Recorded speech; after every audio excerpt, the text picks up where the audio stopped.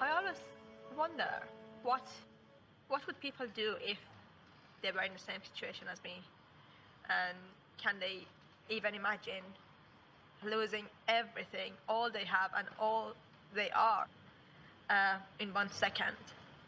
What would it take them to be? Yeah, what would it take them to be kinder? My dad had come to attend my graduation, and we hadn't seen him for 9 years. It was the first time we see him, and in all of these years, and he was able to come at that time and attend it. I know for a fact that everything that my mom and my dad have gone through is to provide a better life for us. So to be able to give something back to them by showing them that I did go to continue my studies and I did succeed and I graduated, I think that's something that I'm really proud of doing.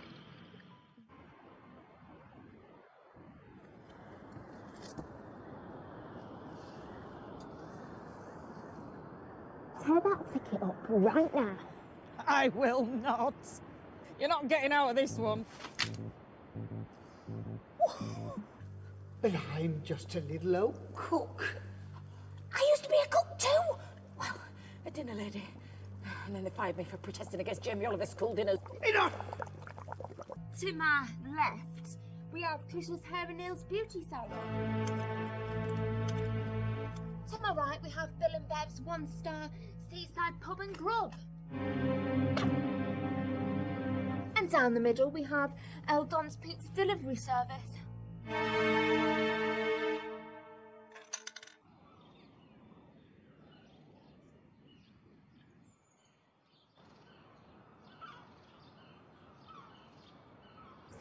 Hi, I'll have a 99, please.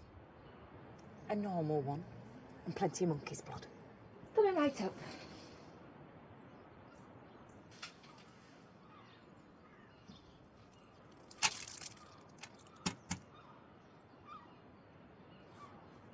Just doing my job.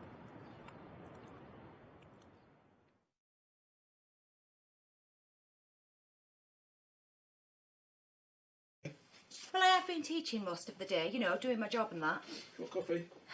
Please. You know you bring out the worst in Nicholas. I guessed it. How'd it go with Tony Norman? Well, He's on board now, but we'll see. It's better than nothing, I suppose. You okay to mark them? Year 7 chemistry, you patronising me? No, I just mean, haven't you got somewhere else to be, like at home? No rush. It was always going to be Kevin Pobble, though, wasn't it? What do you mean? Well, it wasn't going to be Chip Duggath or Johnny Smith, was it? I bet he loved those 2p machines, though. Shouldn't laugh. Oh, it's only Scarborough. It's less than half an hour away. It'll do him good. Who needs a gap year, eh? Bless him. Have you met his mother? I've spoken to her. Oh, she's a character. Well, yeah, it was quite a conversation.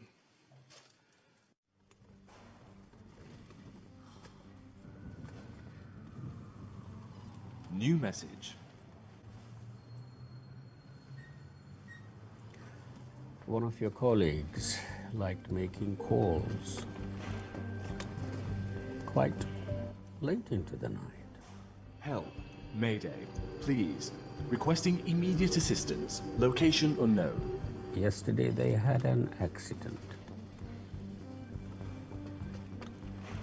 Now we don't want you to have an accident, do we, Katie? If I talk to you, I'll get into trouble. It must be nice for you, not having to worry about rules.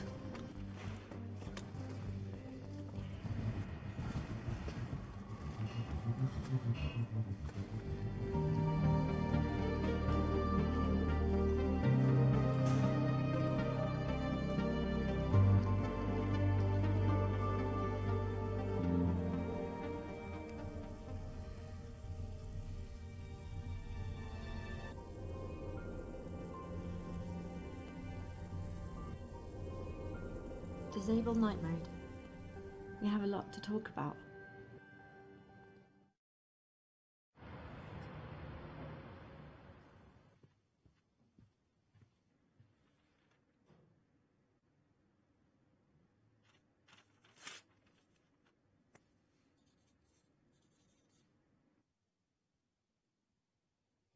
Really? Going to complain about having a good, well-paying job? I just Especially at a time when we need to remain competitive. Look, Naomi, I would love to sit here and have this conversation with you all day long, but we've both got work to do. Deadline's this Friday. These contracts, they're going to make life harder for your kids. How can I expect you to take care of them with an unstable job? Working odd hours of the night? Who's going to take them to school? Make them breakfast in the morning, take them out?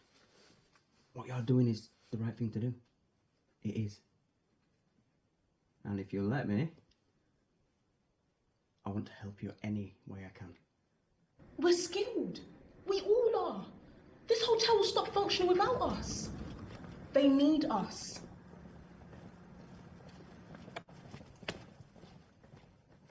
Well, get out. The rooms don't clean themselves. Where have you been? Me? Working? Right. What else? Well, all night. We don't need sleep now.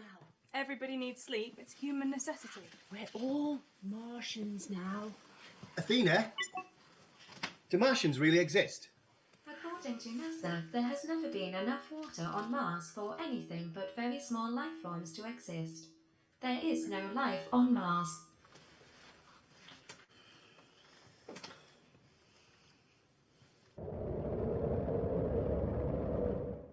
I cannot believe we are doing this.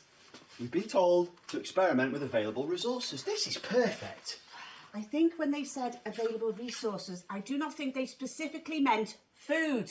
Athena, what was the recipe again? To prepare the ideal orange muffins, you will need See? Orange. Paying attention to detail. 5 grams flour, 2 teaspoons baking powder, 4 eggs, 5 grams soft margarine. Athena, mate, you're all going to have to slow down. As you wish. To prepare the ideal orange muffins, you will need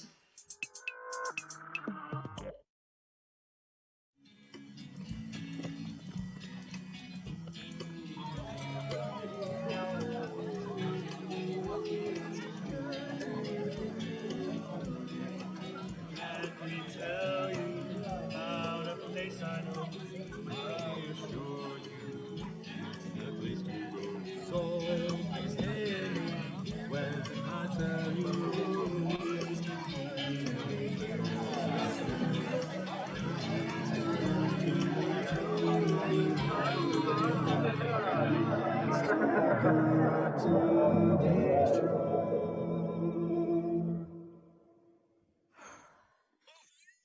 drive me.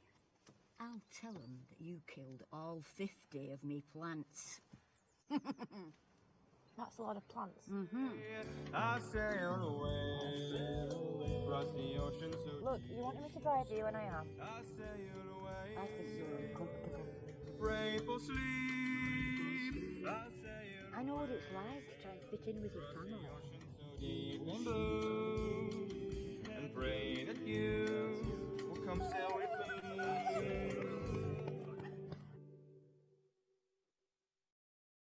When it's the end of the night, everything's kind of quiet now, and the walk home is nice. I like it.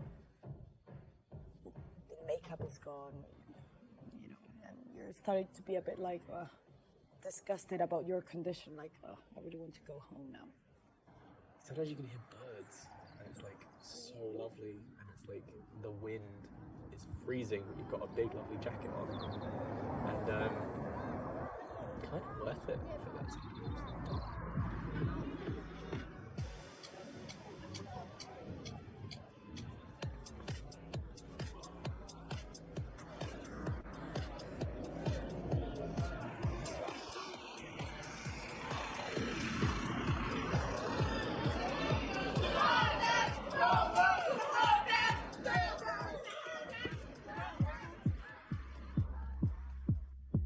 Because if everyone was scared to fail, then there'd be nothing of any interest to anyone.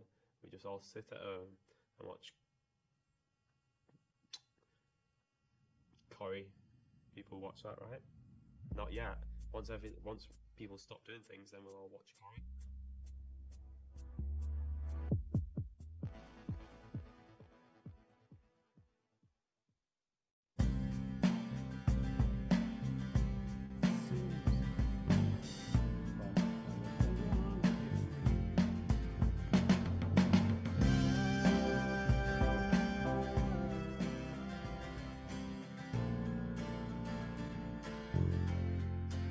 This is the band, Tin Pan Alley. Good. Well, welcome back, everybody. No, I felt this way before she died. Like I'm just floating. Not on water or anything, just nothing. Absolute nothing, and it's heavy.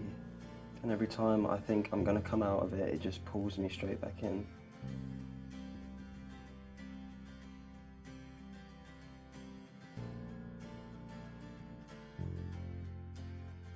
Hi, we're Tin Pan Alley, and this is a song my mum wrote.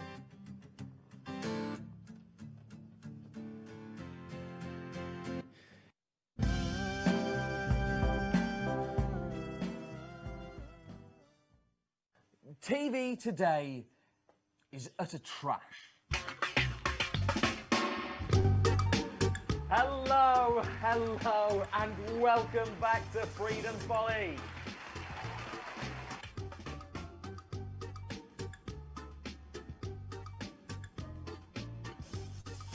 While I, a true pioneer of entertainment, is left by the wayside to rot away.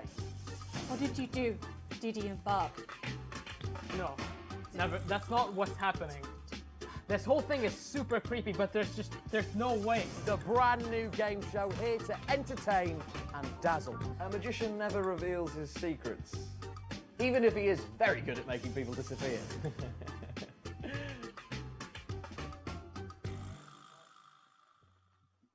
Woohoo!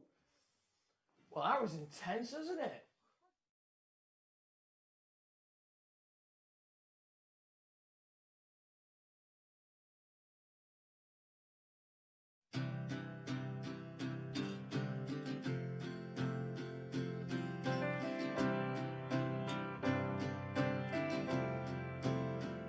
I just do it plain and simple, but so good they never forget it.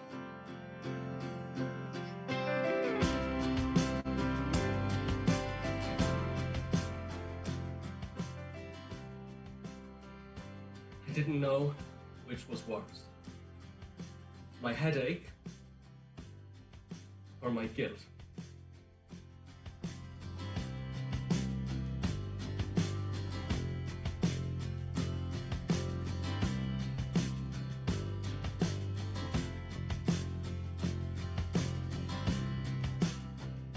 He wanted to forgive you. What you put him through, and he wanted to forgive you. He was willing for you to come back, but I don't want you there, because I know what you're like.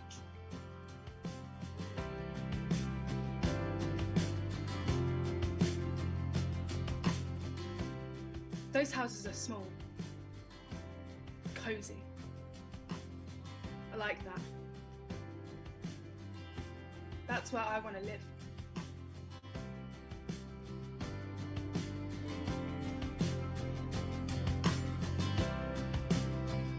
Parallel universes and parallel lives. He said this a lot, that if things weren't working out for you in this world, then just close your eyes and imagine a world there is, because chances are things are probably fine for you someplace else.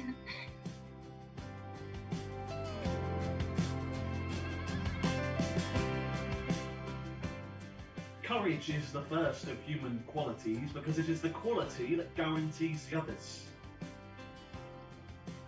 Aristotle.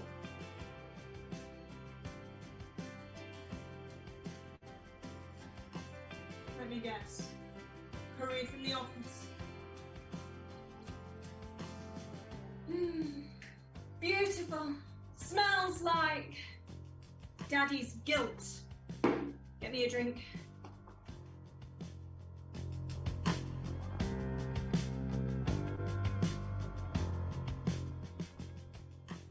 This stale sweat man clutching a mug of sweet tea firmly in his right hand. Yorkshire tea, though they don't grow tea on the slopes of Yorkshire.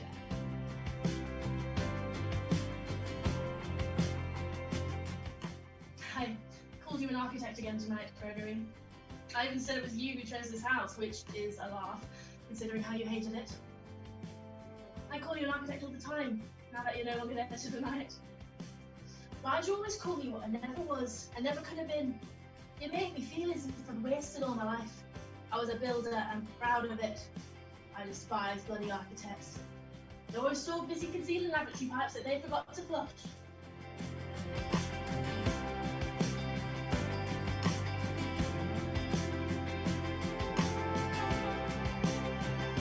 You'll get up, you'll put the kettle on, you'll want coffee but decide on tea. You'll feel hungry and thirsty. You'll rub sleep out of your eyes. You'll think about the future. You will swim in the sea. You will eat chips by the sea. You'll go biking. You will smell the air after rain. You'll listen to soft music. You'll hear the kettle boil. You'll look out of the window and the day will begin.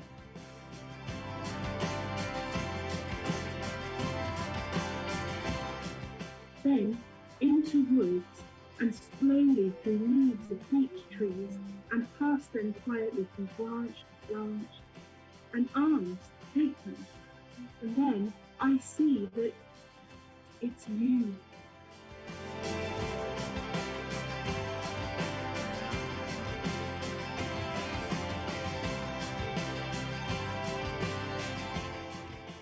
How much? £15,000. Done.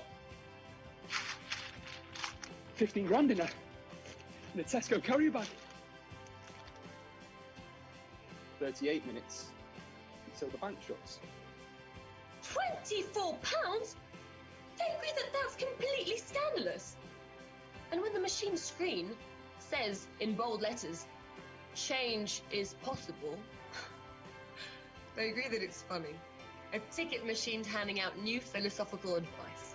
I've booked a really nice hotel in Bruges, then 2 nights in Brussels, then I'm flying home from Amsterdam. Okay? Okay. You and I are not going to live happily ever after and we are not going to sail away into the sunset. Is that clear? Very clear. This is the story you tell your grandkids. The story that gets passed down generations and gets bigger and better with every telling.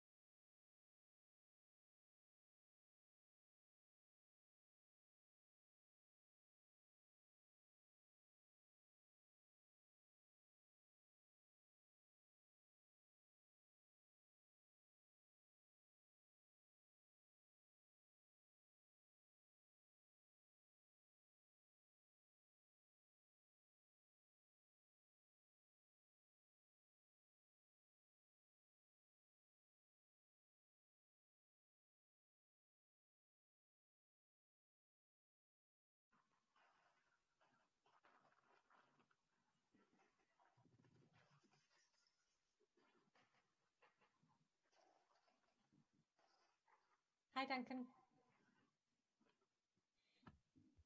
Mute, mate. Why am I? Yeah, no, I'm confused.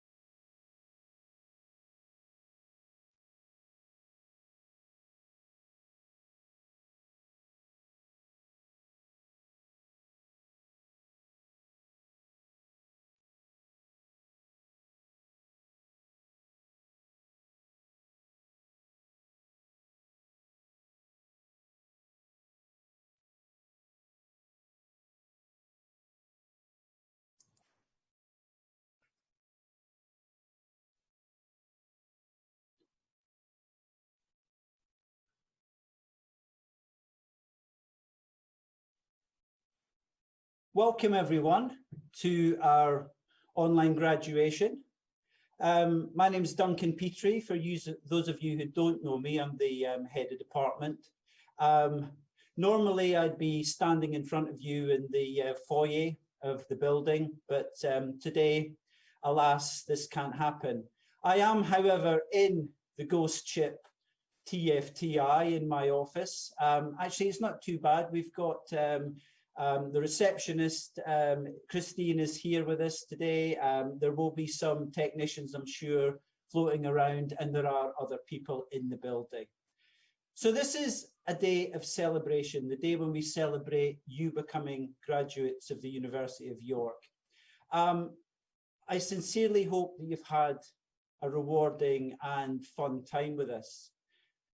The students are what make TFTI for me. I always think of this department as being more like a family or a community. And I really want to take this opportunity to thank you warmly for what you've contributed to this department in the time you've been with us. It's a department that continues to to grow and march proudly on. And we have now more than 650 students, and with more to come. We've got a new undergraduate degree in the business of the creative industry starting next year. And so the story keeps on rolling. I hope you enjoyed the university ceremony. It was certainly a strange one, and clearly a lot of people were crammed in there with the names that were rattling off. But it was wonderful to see the contribution from YJ, from Interactive Media, who gave, I think, one of the best student addresses I've ever heard.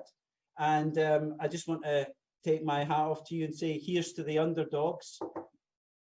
I also should apologise for not being robed up in the way that the Dean of Arts and Humanities and the Vice-Chancellor were, but I did take the opportunity to put a nice shirt on today, which after 5 months of working in various sort of forms of scruffy attire, it is actually quite nice to dress up even a little bit.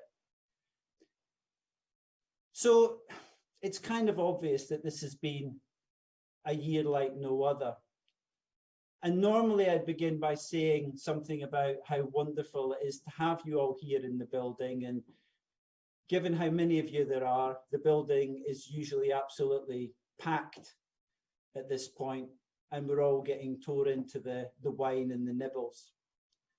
None of us expected to be doing this online. Indeed, I would have found it impossible to have imagined it. And if somebody said, this is what you're going to do, I would have went, no way, how could we do that? But we've all gotten used to doing so many things in different and new ways over the past few months. Obviously, COVID-19 very rapidly closed down the department and the university at the end of spring term, and we all moved to online delivery for the summer term. And this has been extremely hard to deal with. Much as I'd like to ignore it on a day of celebration like today, I do think we need to acknowledge the fact that we've been through a tough few months, and it has taken its toll on some, if not all of us, in different ways. But the challenge presented by the pandemic has also brought certain benefits. We've learned how to notice our neighbours and be kinder and more considerate to one another. And I think it has reinforced this sense of community. We've obviously learned to appreciate those people working in frontline jobs, particularly those in the health service and in social care. The reduction in travel, as much as we might be upset by that, has had a very positive effect on the environment. And we've had more time to engage in activities, whether it's reading, cooking, watching TV, gaming, listening to music, whatever you like to do in what would have been extended spare time. And it's forced all of us to learn new skills. As you can see, I'm still learning how to do this kind of a job. I'm also working out how to create podcast versions of my lectures for the coming year. It's a work in progress, but I feel like I'm getting there, baby steps. As final year undergraduates, lockdown hit you at a really sensitive and crucial time in your university careers. But you've shown amazing resilience and the ability to adapt. You've also learned valuable new skills, and you've demonstrated this through your creativity. Indeed, if there are 3 moments I'd like to pick out over the last few months, and I have to say probably among the most inspiring and spirit-lifting and awe-inspiring moments for me since lockdown were the following. Firstly, the period Thursday the 4th to Sunday the 7th of June saw the Outset Theatre Festival. I was able to tune into all 3 of the programmes and saw 9 plays. And I think the work that you did here was absolutely tremendous. It kind of demonstrated that while obviously theatre is something that we associate with a particular kind of space, it doesn't have to be like that. The liveness, the buzz, the excitement, the sheer skill in the performing, and of course the directing and design and other skills going on behind the scene are still very much in evidence, and I thoroughly enjoyed that festival.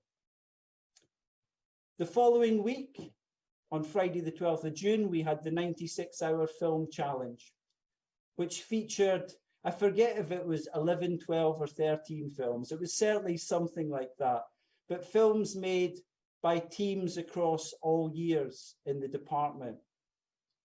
Some of these were made by groups of students who were fortunate enough to be locked down in the same household and so could basically work together. But others, the teams were scattered across different countries and time zones and had shown that it was possible to come together to work collaboratively despite being physically very distant from one another. Again, this was extremely inspiring, and we did note at the time that particularly in some of the 3rd year films that there was 3 years worth of ideas and skills packed into very, very short films.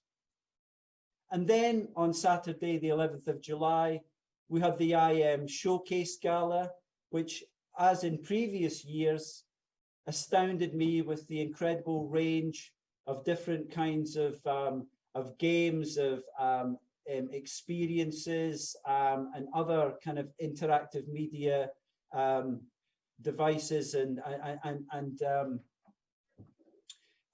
outcomes that you produced. And just like the other programs, this showed that while lockdown may have presented challenges and difficulties for you, your creativity, your skill, your ability to problem solve was more than a match. And again, the quality of the work that you've produced is up there with previous years.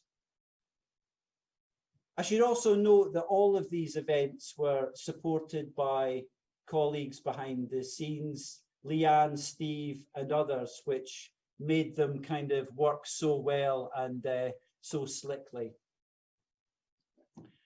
Now, the past few months have also been important for the world. They've been rocked by the events that followed the murder of an African-American, George Floyd, by a policeman in Minneapolis on the 25th of May. The protests that subsequently took place under the Black Lives Matter banner resonated across the world, including here in the UK. Now, this has once again brought the question of systemic racism and discrimination faced by Black and other minority ethnic people. But it's also prompted a questioning of aspects of our history and who we have chosen to honour, whether it's through statues and the names of buildings, but also with the stories that we tell. And these issues are very important to us.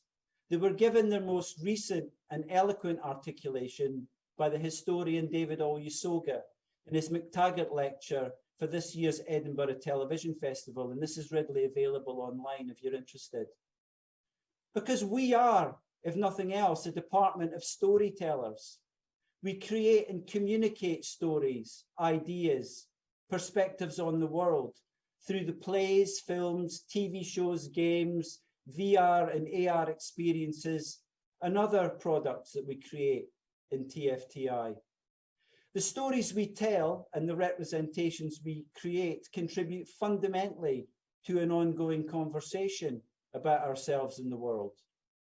They deal with identity. They help us to work out who we are. They allow us to engage with our lived experience, our history, and our future, who we are, where we've come from, and where we want to go. They channel our hopes and dreams, as well as our concerns and our anxieties. And above all, they reaffirm to us what it means to be human. But that humanity must be inclusive. It must welcome everyone, and it must equip them equally and fairly to achieve their potential and so contribute to the whole. And that's why Black Lives Matter is important.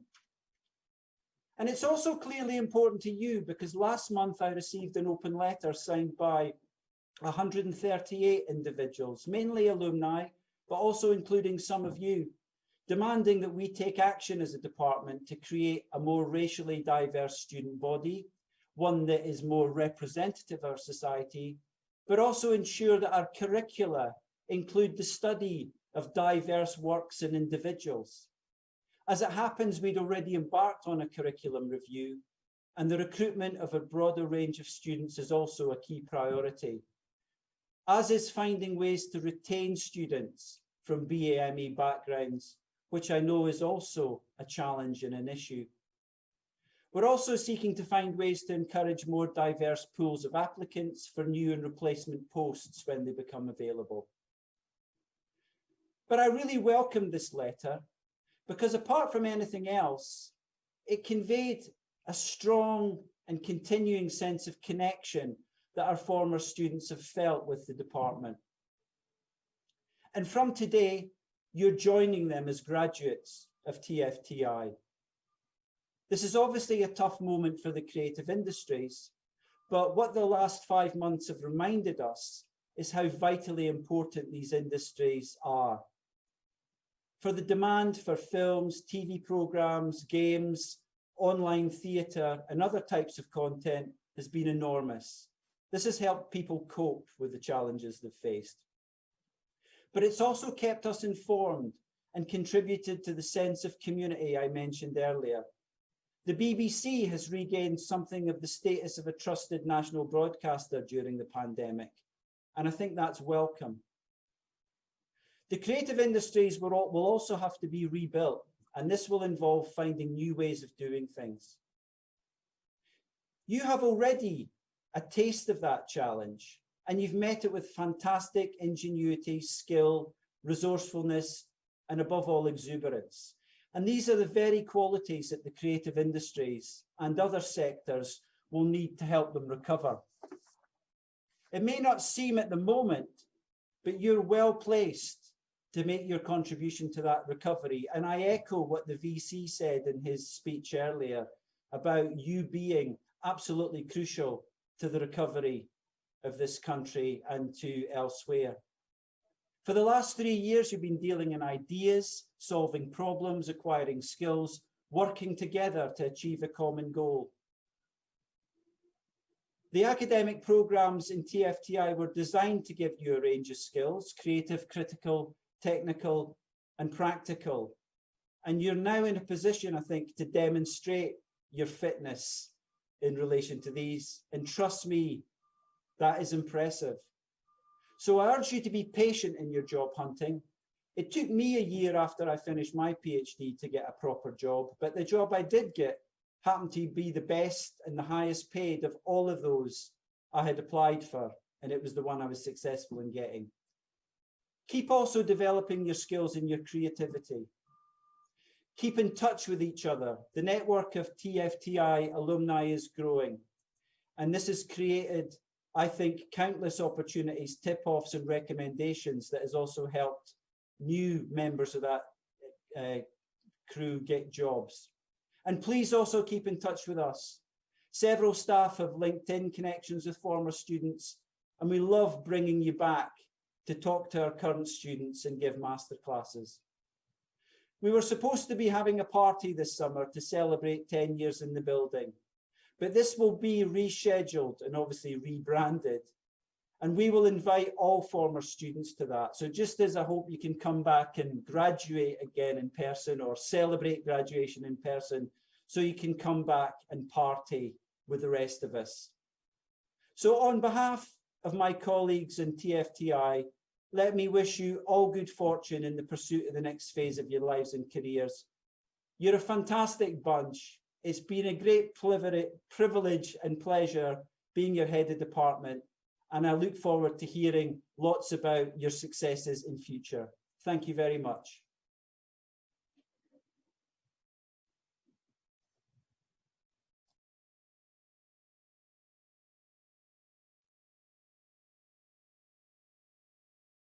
Hello. For those of you who don't know me, I'm Ben Poor. I'm currently Director of Learning and Teaching for TFTI, but from 2019 to 2020, I was Programme Leader for the BA in Theatre, Writing, Directing and Performance. And so I'm delighted to be able to say a few words today in tribute to the graduating theatre cohort of 2017 to 2020. First of all, I'm sorry not to be able to join you live. I'm currently on staycation with my children, and I seem to have got the grey end of August as my designated slot. Some of you might remember my children, Lydia and Harry. They stopped by the department a couple of times when they were quite a bit younger. Lydia's now 8 and Harry is 3. And I distinctly remember rehearsals for a Sherlock Holmes Festival of Ideas show with some of you as first years when Harry came along to rehearsals and he was just getting mobile at the time. And now he dashes about the place with no regard for speed or cornering. That's all by way of saying that the last 3 years in some ways seem to have flown by, and I have a rampaging child to prove it, and indeed a daughter whose front teeth came, went and regrew across the last 3 consecutive summers. I say flown by, but I know we've all been experiencing time differently since the lockdown.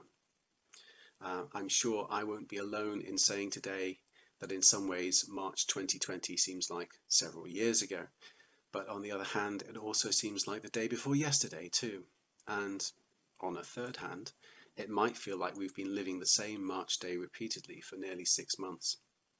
So it's important to mark the transitions of 2020, to take time to celebrate your graduation and your achievements of the last 3 years, to find fixed points in a year that in many ways has become unmoored from the regular order of things. So, to try and root us in time and space, I want to share my particular vivid memories of you as a year group.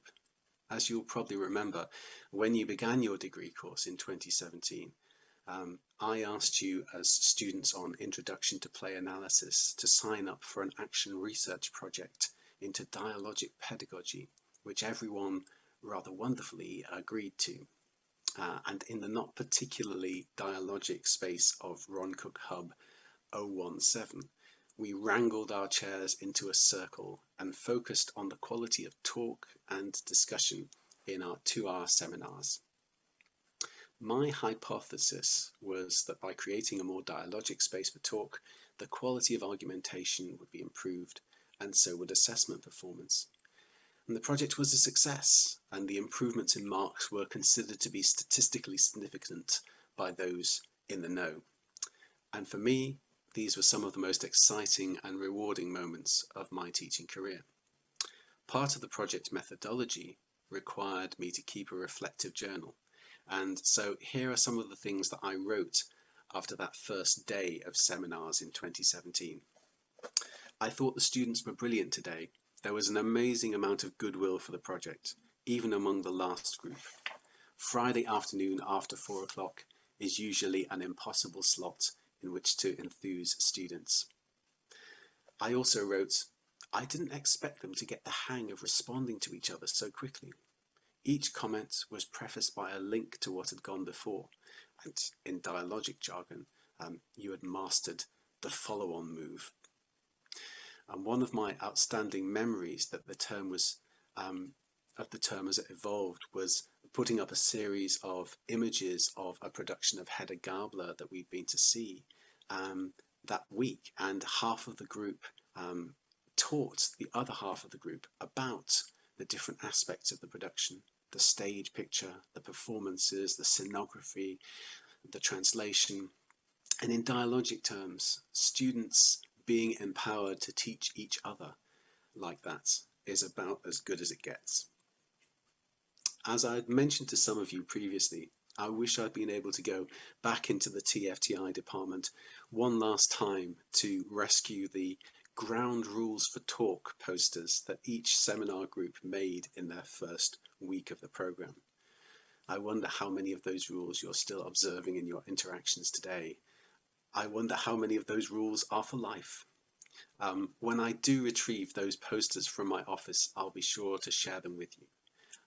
Oh, and just to mention that the first peer-reviewed academic publication to report on your dialogic pedagogy project has just gone off to the publishers. It's gone off to Routledge this week, and it's for a book called Classroom Interaction in the Internationalized University, and hopefully it should be out in the next few months. There are so many memories of working with you that raise a smile. Getting to take you on a trip to my teenage hometown of Hull, as I just mentioned, to see Hedda Gabler was a highlight for me.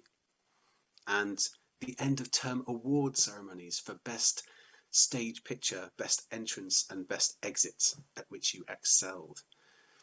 Working with some of you on Sherlock Holmes Investigates the Impossible in summer 2018. I remember also a wonderfully eggy production of Sarah Kane's Crave that same year. I remember the roller coaster ride of the One Foot performances, your amazing support for projects like Chronicity last year, and of course your excellent assessed performance work, your political theatre projects, your pre-1900 production projects, and not forgetting the Outset Festival. You managed to bring the online theatre festival format together brilliantly, responding to the completely unexpected challenges of the mid-lockdown landscape. I want to pay tribute to your brilliant supervisors and my colleagues in the theatre team for all they did to make that happen. But all the same, the triumph and the achievement is yours. It was so exciting to see your inventive uses of the format and to sit in on the post-show Q&As and the Vivas too, especially at a time when the whole theatre industry was living with the same restrictions and trying to find ways to connect with audiences at the same time. While I know we all hope fervently that safe live theatre performances indoors can resume with regularity soon, my sense is that the newly honed ways of conceiving and delivering live online theatre developed this year will become a permanent part of the theatre landscape, and that these will be part of the skill set that you'll be using in your future careers. Also, just want to mention what a joy it's been to work with some of you on dissertations over the last few months, to see those writing and argumentation skills that you premiered in your first year really develop to an advanced research level. And it's been exciting to see you develop as playwrights to taking the play analysis ideas and the study of script writing from the first year and building that up to full-length developed pieces. This has all been so exciting to see over the last 3 years. So thank you for being an extraordinary and delightful year to teach. Congratulations on your hugely important achievements in gaining a degree under the most testing of circumstances. And please, please, do keep in touch. Have a great day.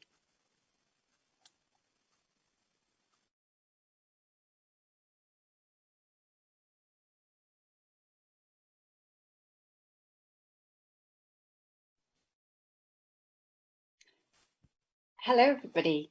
I am Louise Lepage, lecturer in theatre and the new programme leader for theatre, just taken over from Ben. I want to start by just saying what a delight it is to see so many of you here, and some of you in your gowns and caps, which is fantastic.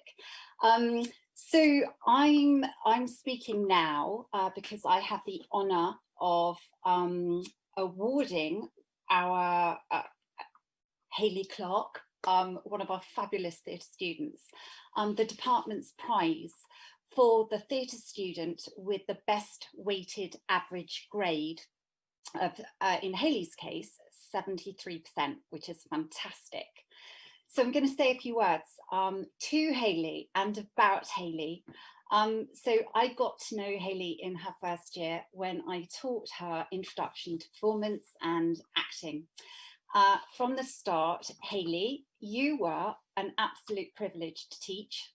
Not all students start out their degree with their studies as the primary concern. Some students, it takes a little while to catch up to what university learning, studies is all about. You, however, from the very start, were focused, eager, really mature in your attitude, hardworking and conscientious. You were, and always have been, actually, my impression is a sponge. You've taken on everything we've shared with you, and you've always just really impressed me. You've also impressed a number of your other tutors, and you're leaving an indelible impression, Hayley. Ben Poor has told me he has very vivid memories of you as an excellent Holmes and Watson in his 2018 gender bent show, Sherlock Holmes Investigates the Impossible, which was for the Festival of Ideas. He says he was also fortunate enough to be able to see your dissertation as he was coordinating dissertation projects across subject areas. And yours was particularly impressive. It was called Don't They Put You With a Man Normally? An analysis of the representation of the female police officer within contemporary British television crime drama. So your dissertation dealt with the representation of female police officers in contemporary TV drama, including Prime Suspect, Line of Duty and Happy Valley. It was supervised by Kristen Gorton, one of our fabulous FTP lecturers. And it was given a whopping 78%, a remarkable result, Hayley, testament to extremely high levels of research, argumentation and originality.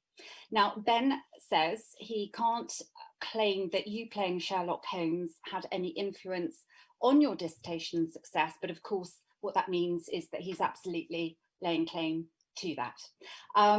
So, of course, we all know what a remarkable and really brilliant job you did directing 3 Days in the Country, which was one of the three pre-1900 productions, a full-scale, really ambitious production. So this project made demands creatively. You had to decipher and interpret a challenging historical play for a contemporary audience, as well as making demands of you in other ways. You had to develop and then communicate your vision to your creative and production teams. You had to negotiate, conduct research, cast effectively, communicate clearly and supportively in rehearsals, working with your actors, engage in teamwork, apply yourself to complex planning, engage in pressurized decision-making, conduct ongoing critical and creative reflection and development, and so on. Being a director is hard. It takes ambition, perseverance and skill, and you did a fantastic job, Hayley, well done. So to sum up, Hayley, I want to say you've been a fantastic student. Your ambition, your hard work and your integrity mean you've been a student and colleague, peer, everyone has respected. These qualities also mean you're set to do extremely well as you move forwards with your life and career. Please keep in touch with us, Hayley, and many, many congratulations for this very well-deserved award. And we wish you, the whole theatre team, all the very best for the future. Thank you, well done. This is scary, considering how many things we've done on our degree course as a theatre student. This is still terrifying. There's been a lot of speeches today, so I will try and keep this short. And also ask my dad to hit me if I speak too quickly. So first, I think I speak for everyone when I say thank you to our amazing lecturers and to all the TFTI team.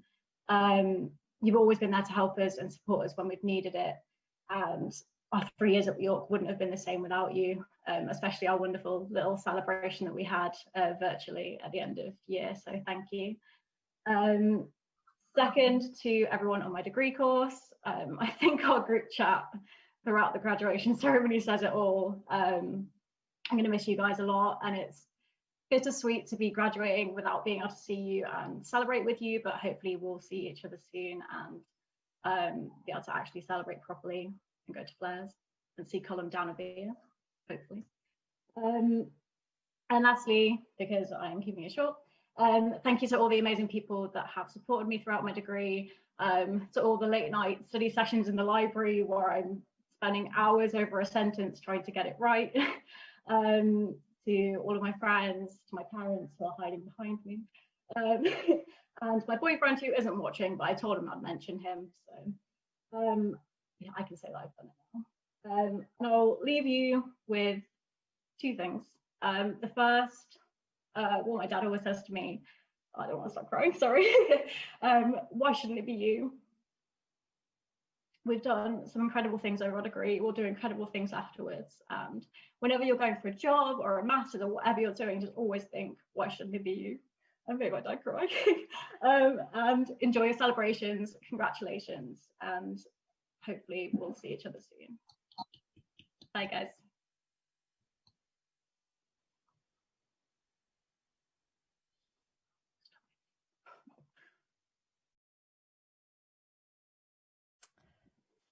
Hi, everybody. Hope you're all doing well. And thank you so much, Hayley, for that wonderful speech. You're going to make us all cry.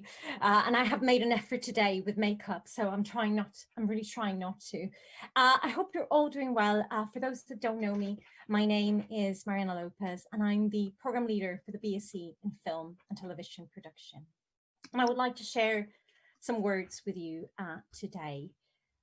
The first thing is that I took the role of program leader about a year ago, and I didn't really volunteer to the role because I love scheduling assessments. Nobody loves doing that. I definitely did not see contingency planning in the horizon a year ago. I didn't even know what that was.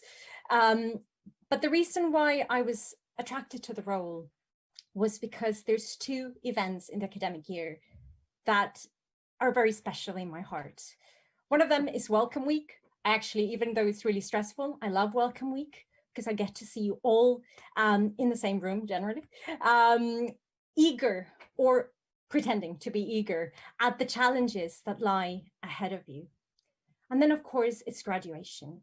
I love graduation. I really, really, really do, because I get together sometimes, mostly face-to-face, but even now virtually, and to celebrate your achievements together with your families and with colleagues. And this is an incredibly special moment for me, and I hope it really is for you as well. Now, the last few months have been, let's call it, unusual. I'm sure we've all been on more virtual calls than we've ever thought we would. I'm actually quite a bit tired of seeing my own face on the screen quite a lot, like I'm doing now. It's quite unusual, really.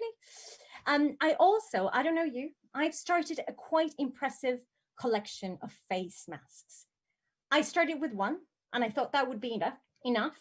After a few hours, well, let's say I don't actually know how many I have, but considering I don't go out that much, it's more than I need.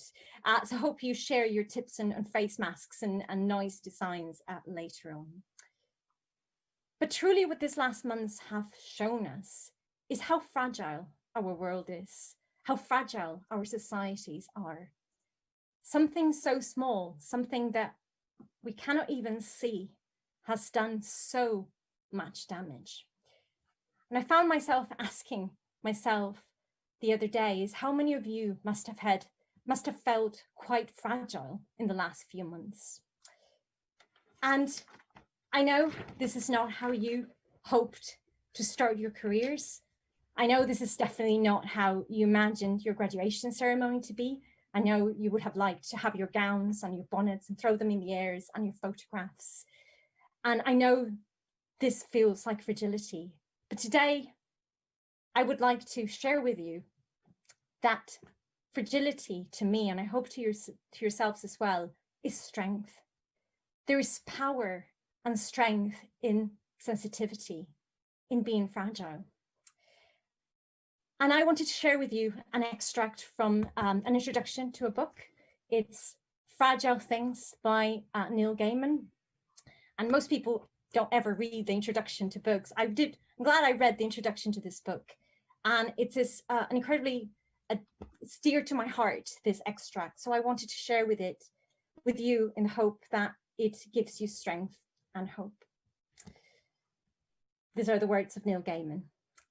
As I write this now, it occurs to me that the peculiarity of most things we think of as fragile is how tough they truly are. There were tricks we did with eggs as children to show how very strong they really were. Tiny load-bearing marble holes, while the beat of the wings of a butterfly in the right place, we're told, can create a hurricane across an ocean. Hearts may break, but hearts are the toughest of muscles, able to pump for a lifetime, 70 times a minute, and scarcely falter along the way. Even dreams, the most delicate and intangible of things, can prove remarkably difficult to kill. Stories, like people and butterflies and songbirds' eggs and human hearts and dreams, are also fragile things, made up of nothing stronger or more lasting than 26 letters and a handful of punctuation marks. Or their words on the air, composed of sounds and ideas, abstract, invisible, gone once they've been spoken. And what could be more frail than that? But some stories, small, simple ones, about setting out on adventures or people doing wonders, tales of miracles and monsters, have outlasted all the people who told them. And some of them have outlasted the lands in which they were created. Today, I would like to invite you to keep telling stories, those fragile but also very, very strong narratives you will go on to share with the world. Those stories have power. They have power to give voices to those that have lost them. It has the power to show the wonderful diversity of our human world while celebrating the amazing nature surrounding us. Those stories have the power to change the world for those that watch and listen to them, but also for those that make them.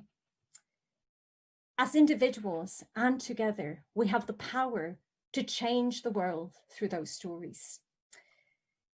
We have the power to give hope to others and also to right wrongs. You and us all, we're stronger than we think we are. And I hope you know that. And I also hope you know that we have truly, truly missed you a lot, and that we're not just saying it, and that we wish we were together today. So keep writing your amazing stories. We can't wait to see, hear them, and read them. Thank you very much. Now, I also have the honor of celebrating one of our students, Aisha. Sadly, Aisha, I've been advised can't join us today, but she has been awarded the highest weighted average for the third year of FTP. And she scored, I had to write this down, 76.8. That's very high. So if you talk to her, you see her, do send her our wonderful congratulations. And once more, it's a delight to be sharing this moment with you, even if it's not just as we hoped it would be. Thank you very much.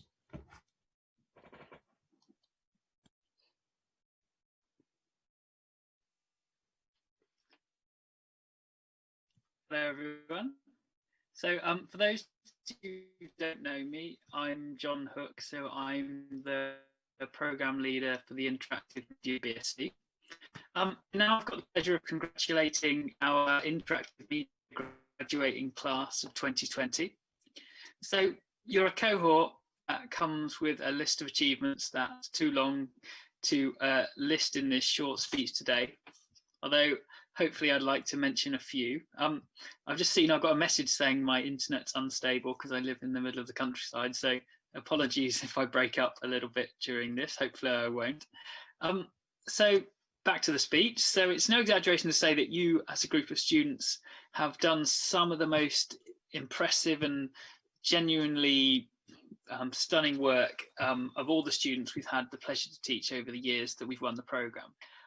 So throughout the degree, you've produced some of the most memorable work we've seen, not only for being technically impressive, artistically beautiful, but also thoughtful, critical, and in many cases with a brilliant sense of humour. So thinking back to some of the projects you've done over the past few years, I can remember Kieran's Cooking for Students, which you'll all remember, I'm sure, from the IM Showcase, which was made right back in your first year, through to the invention of the world's first kind of frying pan-based game controller with Cook Revenge in your second year group project, right up to YJ's Homies project, which I hear she may have already got support for to start a business round over in the US. So over all these years, you've produced projects that not only seem to have kind of a strong theme of cooking and cleaning, but also will stand out in our minds and our open day demo sessions for many years to come.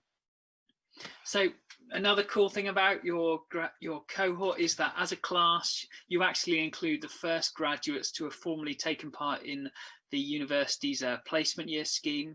So from today, we'll actually see the first ever CVs that are going to be adorned with the degree Interactive Media BSc with placement year on them.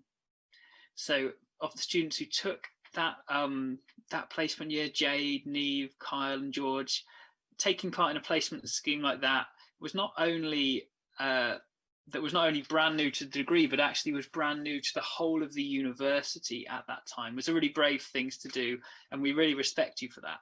However, seeing how impressive your work and your attitudes have been after you've come back, I can really say it's paid off, and I hope you're glad that you took part in that opportunity.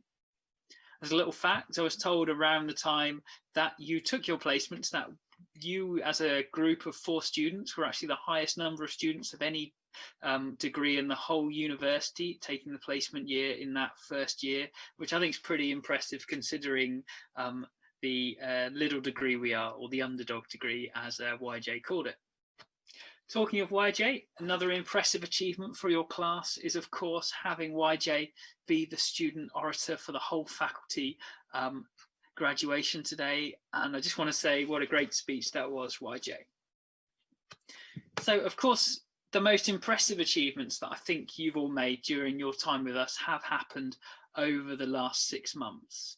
So as I'm sure, or as some people have already said today, I doubt any of you imagined that your final days at university would have been like they were. However, on behalf of myself and the rest of the interactive media teaching team, I'd just like to deeply thank you for the way you've dealt with this situation. So you've been presented with some very difficult circumstances, but you've responded with an exemplary attitude. So we've asked a lot of you, but you've responded with maturity, determination, and creativity. So as I said at the amazing IM virtual showcase that you ran a few weeks back, which running in itself in these circumstances was just an impressive achievement, I'd like to say that I'm just genuinely stunned that you've been able to produce work of such impeccable quality under the current circumstances. So the way you all got on with and finished your final year projects under lockdown is in particular something you should be seriously proud of. So some of you had to do VR projects without VR headsets, or run deeply human-centered design studies without access to any humans. So really tough things that you're asked to do. But each and every one of you produced work that I think was as good as, or even better than it would have been under normal circumstances. So as you go forward in your careers, things are of course going to be very different for you than they have been for any other graduating class. However, I genuinely think the determination and ingenuity in the face of adversity you've all developed over the past 6 months will give you skills that will stay with you for the rest of your professional lives and will make you much more valuable to employers in the short and in the long term than anything we could teach you in a university classroom. And to steal a line from YJ's speech from earlier, you managed to graduate in a pandemic. You can do anything. So before I finish up with an award, I'd like to take my last opportunity to do what we as programme leaders like to do the most, which is nag you. So when the dust settles tomorrow, please go on LinkedIn and join our LinkedIn group, I Am at York. So we love to keep in touch with you as graduates, help you, support you, send you job opportunities. but it's so easy to lose contact when your email address is changed. So please join our LinkedIn group, even if it's just so you can get a ticket to next year's IM showcase. Although be warned that if you do join, you might find me nagging you to come back and talk to our future students about your amazing careers when they happen, which I'm sure they will. So now for an award, and a particularly impressive award. So this year, our award winner for interactive media not only takes home the prize for the highest mark on our degree, but also receives the Tudor Award for the highest mark in the department. So the award goes to someone who's produced seriously high quality work over the time he's been with us, which interestingly actually also included a year in film and television production, and is a student who, looking over his marks yesterday when preparing for this speech, actually appears to have done something that I don't think I've ever seen before and may never see ever again, which is achieved a module mark of 100%. So this student has an impressive average of 81.14, and I'd like you to think about that for a second. So that's not just the highest mark he got, but that's the average, that's the middle point mark, which is amazing. So I'd like to give this award over to an impressive student who's got a bright future ahead of himself, and that's Matthew Shepherd. So well done, Matthew.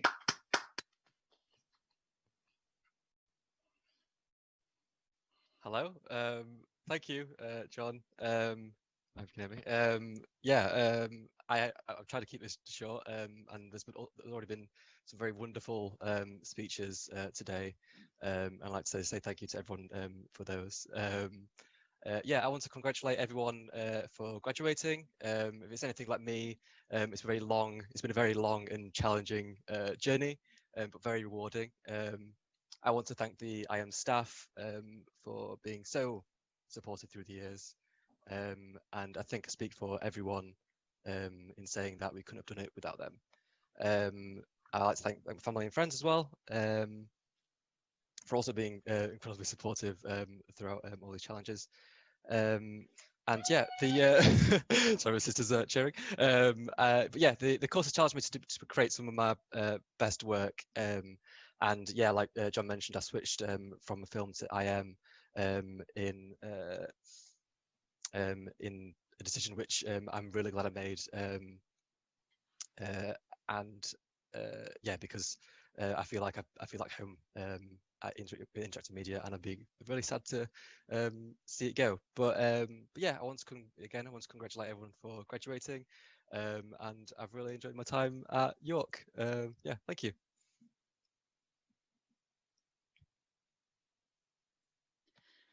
Thanks very much, Matthew, for those kind words. And again, congratulations on winning this amazing award, which I should have said comes with £100. So that's an even extra bonus for you. So to conclude, congrats IM graduates. You have literally been amazing. We couldn't have asked for better students over the past 3 years. Keep in touch on LinkedIn, and I promise we'll bend over backwards to do everything to help you to progress in your careers from here on. Just because you've graduated doesn't mean that you aren't our responsibility anymore. So we'll keep pushing for you if you keep in contact with us. And thank you.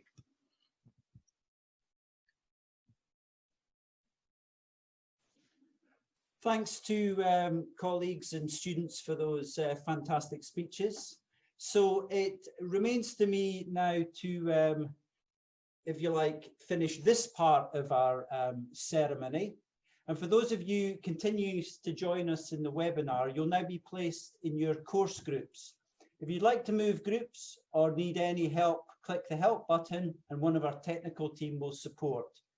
Thanks again for joining us today. I just want to say again, it's been an absolute pleasure and a great privilege to be involved in some way with directly teaching some of you and I guess indirectly others.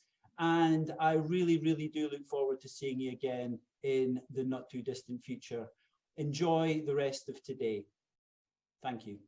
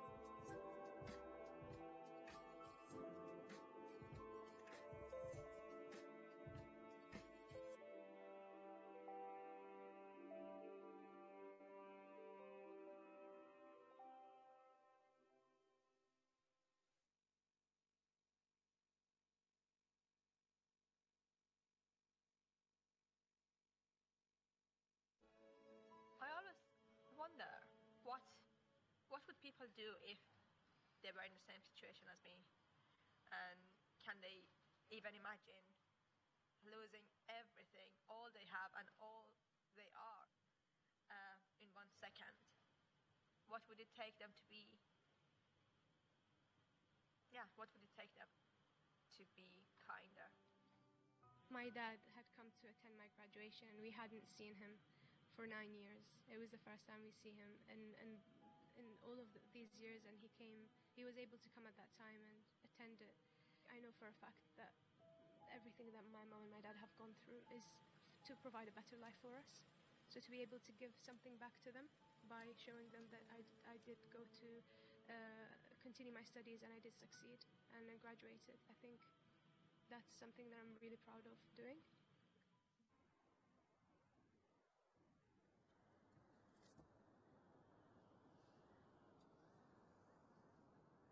Tear that ticket up right now. I will not. You're not getting out of this one. But I'm just a little old cook. I used to be a cook too. Well, a dinner lady. And then they fired me for protesting against Jamie Oliver's school dinners. Enough! To my left, we have Tricia's Hair and Nails Beauty Salon. To my right, we have Bill and Bev's one-star seaside pub and grub. And down the middle, we have El Don's Pizza Delivery Service.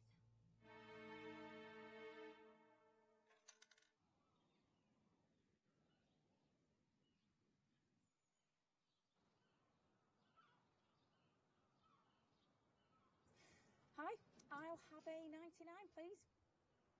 A normal one. And plenty of monkey's blood. Coming right up.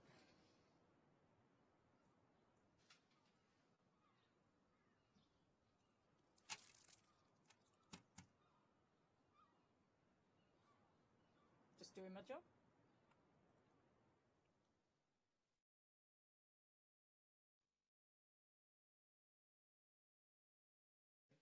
Well, I have been teaching most of the day, you know, doing my job and that. What coffee? Please. You know, you bring out the worst in Nicholas. I guessed it. How'd it go with Tony Norman? Well, he's on board now, but we'll see. It's better than nothing, I suppose. You okay to mark then?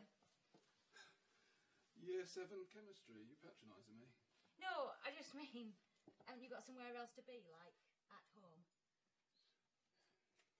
No rush. It was always going to be Kevin Pobble, though, wasn't it? What do you mean? Well, it wasn't going to be Chip Duggath or Johnny Smith, was it? I bet he loved those 2p machines, though. Shouldn't laugh. Oh, it's only Scarborough. It's like